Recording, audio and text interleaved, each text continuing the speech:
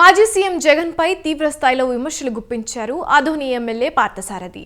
రాష్ట్రంలో శాంతి భద్రతల పేరుతో ఢిల్లీలో ధర్నా చేయాలన్న జగన్ నిర్ణయం దయ్యాలు వేదాలు వల్లించినట్టే ఉందని ఎద్దేవా చేశారు.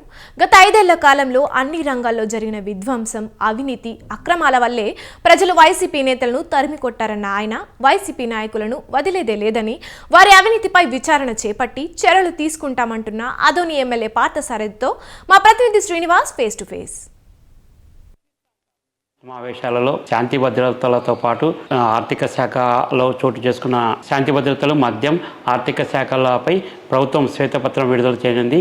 ఇదే సందర్భంలో గత 5 ఏళ్లలో వైకాపా ప్రభుత్వ హయాంలో రాష్ట్రంలో భూ కబ్జాలతో పాటు నిధుల ఉల్లంఘన, నిధుల మళ్లింపు తదితర అంశాలను ఎమ్మెల్యేలు ప్రస్తావించే అవకాశం ఉంది. ప్రస్తుతం మనతో మాట్లాడేందుకు కర్నూలు జిల్లా ఆదోని ఎమ్మెల్యే ఉన్నారు. అసెంబ్లీ సమావేశాలలో ప్రధానంగా ఆదోని నియోజకవర్గంలో జరిగే అవినీతి అక్రమాలపై గతంలో మీరు ఒక హామీ ఇచ్చారు ప్రజలకు. సిబిఐ ఎంక్వైరీకి మేము అదే డిమాండ్ చేస్తామని. ప్రధానంగా ఆదోని సమస్యలు ఏవి మీరు ప్రస్తావించే అవకాశం ఉంది? ఆదోనికి సంబంధించినటువంటి సమస్యలు చాలానే ఉన్నాయి. మొట్టమొదట అన్నింటికంటే పెద్ద సమస్య త్రాగునీరు, సాగునీరు. ఇక్కడ తాగునీళ్ళు వారానికి ఒక్కసారి నీళ్ళు వస్తాయండి, ఊర్లో కానీ గ్రామాల్లో కానీ. ఇప్పటికే ఆ పరిస్థితి ఉందండి. ఎన్నికల్లో దీని మీద పెద్ద ఎత్తున మేము ప్రచారాస్త్రం కూడా వాడినాము. ఏమంటే ఈ నీళ్లు రావడం అనేది నీళ్లు లేక కాదు, నీళ్లు పోతా ఉన్నాయి. ఇక్కడ దాన్ని పట్టి పోసుకొని దాన్ని శుద్ధి చేసి ప్రజలకు అందించమనే మెకానిజం తేడా ఉంది ఇక్కడ. అందువల్ల కనీసం తాగునీరు ఇవ్వడానికి ఇబ్బంది ఏమిటి అని మనం ప్రశ్నించాం. నేను ఎమ్మెల్యే అయిన వెంటనే కూడా ఇక్కడ రామ్జలా ప్రాజెక్ట్ అని ఉంటుంది, ఆదోనికి మంచినీళ్ల సరఫరా కోసం ఉపయోగించే ప్రాజెక్టు.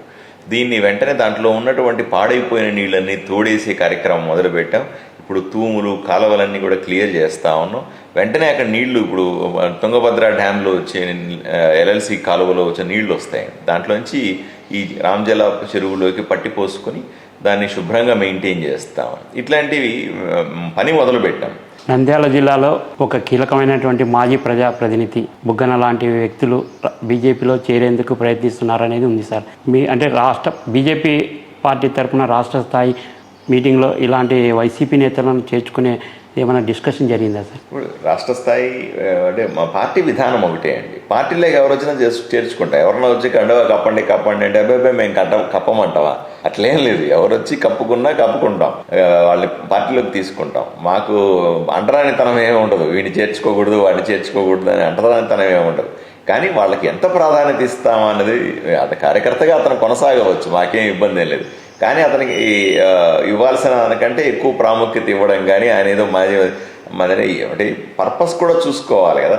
చాలామంది వస్తారు. ఇప్పుడు భారతీయ జనతా పార్టీలో షెల్టర్ ఉంటే బాగుంటుంది, ఇక్కడ చేరితే బెటర్ ఉంటుంది, అధికారంలో ఉంది కాబట్టి మన ఇబ్బంది లేకుండా ఉంటుందని భావించేవాళ్ళు ఉండొచ్చేమో.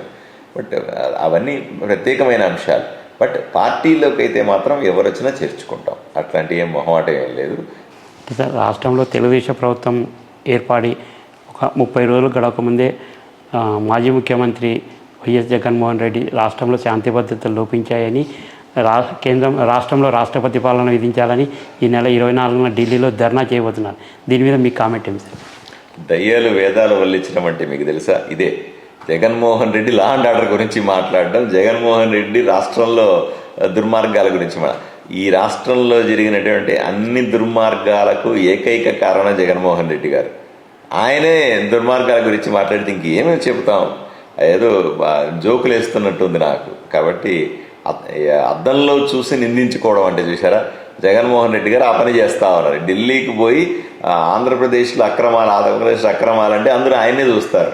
నిన్నటిదాకా అక్రమాలు చేసి ఈరోజు ఢిల్లీకి వచ్చినామయ్యా, అసలు ఏమైనా బుద్ధి ఉందా అని అడుగుతారు. దాంట్లో ఏం అనుమానం లేదు.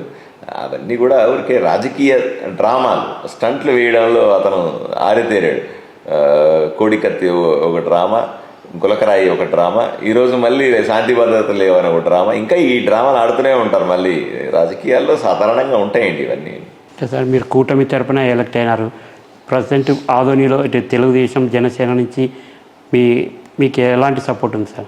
అంటే టీడీపీని కొంత దూరం పెట్టారనేది ఒక వినిపిస్తుంది. ఒకటి టీడీపీని దూరం పెట్టనండి, ఎందుకు పెడతానండి?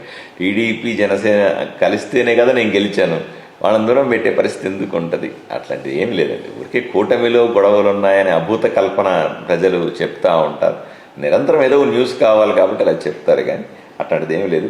కూటమి బ్రహ్మాండంగా ఉంది. ఇక్కడ కూటమిలకు సంబంధించినటువంటి నాయకులు అందరూ కలిసికట్టుగా నిర్ణయాలు తీసుకుంటామని ఇబ్బంది ఏం లేదండి. ఆదోని నియోజకవర్గంలో ప్రజలకు ఇచ్చిన హామీలను ఒక్కొక్కటి నెరవేర్చుకుంటూ నియోజకవర్గాన్ని అభివృద్ధి చేయడమే తప్ప ఇక్కడ రాజకీయాలు చేసేందుకు మాత్రం తాను ఆదోనికి రాలేదని, ఈ 5 ఏళ్ల కాలంలో ఆదోని నియోజకవర్గంలో ఒక్కొక్క సమస్యని పరిష్కరిస్తూ ప్రజల మన్నన పొందేందుకే తాను ప్రయత్నిస్తున్నానని ఎమ్మెల్యే పార్థసారథి స్పష్టం చేస్తున్నారు. కెమెరా పర్సన్ మురళితో శ్రీనివాస్, స్వతంత్ర న్యూస్, ఆదోని, కర్నూలు జిల్లా.